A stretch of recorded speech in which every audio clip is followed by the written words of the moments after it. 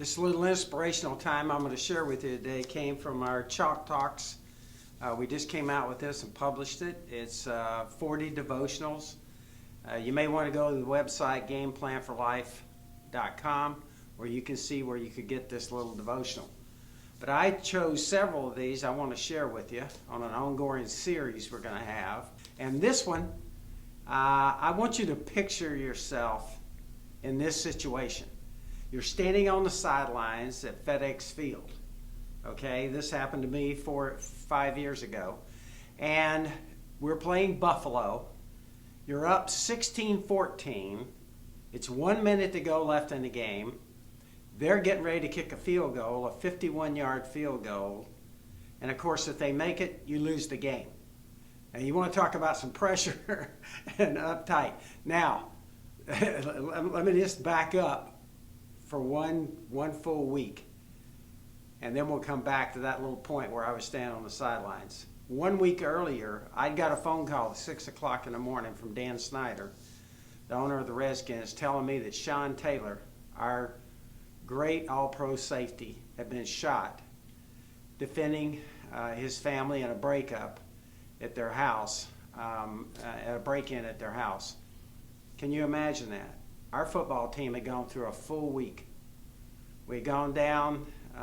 Dan Snyder was nice enough to fly us all down to the ceremony where we kind of all talked about Sean and had that horrible experience. Come back. Our team had fought their guts out in this game against Buffalo, and here we are at this point, okay, with a field goal beating us.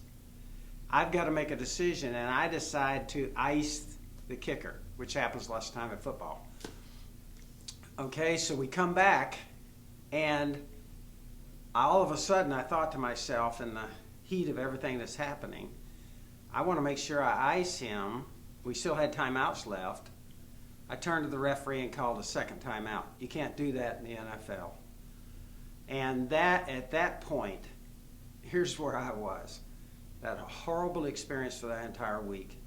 I felt like the worst call that I've ever made in my coaching career. And at that point in my life, okay, I really said there'll be nothing positive said about my coaching career ever. That's how low I was. And so you think about that in life. Have you ever reached a point like that where it just seems like everything is falling apart? Well, in my Bible study for that week, I was studying in 2 Kings, the 3rd chapter. And there we have the story of Jehoshaphat. And Jehoshaphat was on a big march with his army, and they were going to fight the evil king Moab. They had been marching 7 days. They wind up in a valley, and they ran out of water. So here they are in this valley, out of water. He's looking and saying, all of our animals and everything, the horses and everything that we have, we're going to wind up perishing right here in the valley. And so he thought to himself in prayer, and he said, look, let's find out what Elisha has to say about this. Elisha was God's prophet. They went to Elisha. He had been praying about this situation, and here's what he told Jehoshaphat. He said, here's what God has told me. He said, I want you to fill this valley full of ditches. Okay, they're in the middle of a desert. I want you to fill this valley full of ditches.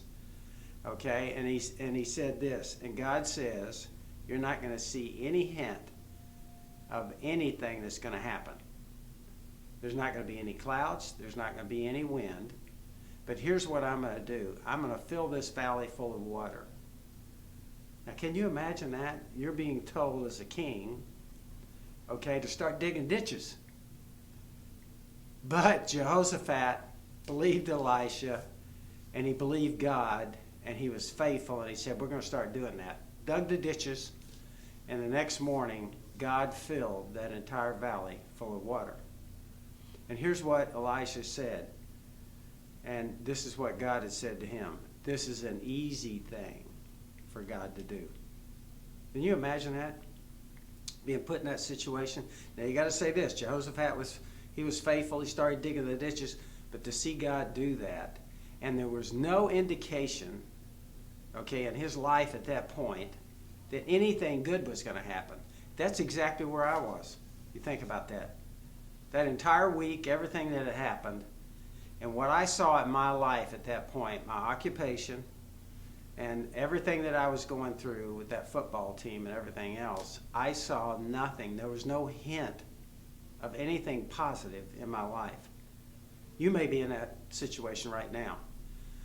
And so I say to you, we need to be faithful and start digging the ditches.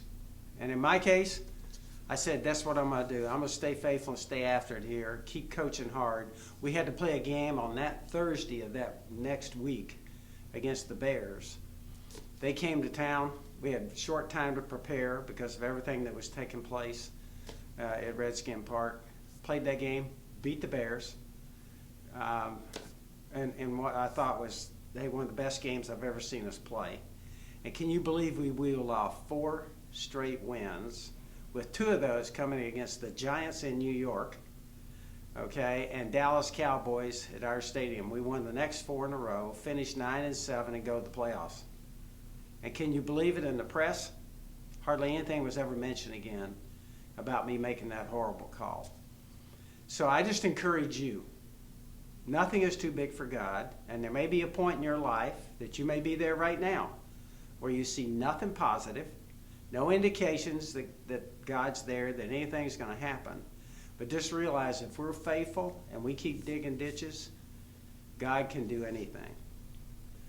Go to GamePlanForLife.com if you want to check on the other Chalk Talks. Thanks for joining me.